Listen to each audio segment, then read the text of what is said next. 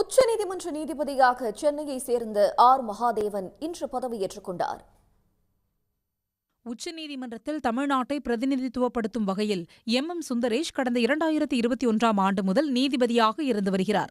இந்த வரிசையில் தற்போது சென்னையைச் சேர்ந்த ஆர் மகாதேவன் பதவி உயர்வு பெற்றுள்ளார். அவரது நியமனத்திற்கான ஒப்புதலை குடியரசுத் தலைவர் வழங்கியதை அடுத்து அவருக்கு உச்சநீதிமன்ற தலைமை நீதிபதி சந்திரசூட் பதவி பிரமாணம் செய்து வைத்தார்.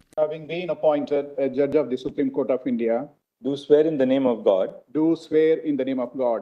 That I will bear true faith and allegiance to the Constitution of India as by law established. That I will bear true faith and allegiance to the Constitution of India as by law established. Chennai சட்டக்கல்லூரியில் சட்டப்படிப்பு முடித்திருந்த R Mahadevan இதற்கு முன் சென்னை உயர்நீதிமன்றத்தில் பொறுப்பு தலைமை நீதிபதியாக இருந்திருந்தார். இதேபோல் ஜம்மு காஷ்மீர் மற்றும் லடாக் உயர்நீதிமன்ற தலைமை நீதிபதியாக இருந்த மணிப்பூரைச் சேர்ந்த கோடீஸ்வர் சிங்கும் உச்சநீதிமன்ற நீதிபதியாக பதவியேற்றுக் கொண்டார்.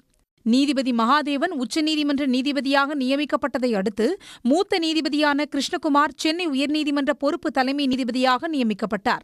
அவர் இன்று பொறுப்பு தலைமை நீதிபதியாக பொறுப்பேற்றுக் கொண்டு முதல் அமர்வு விசாரிக்கும் பொதுநல வழக்குகளை விசாரித்து வருகிறார்.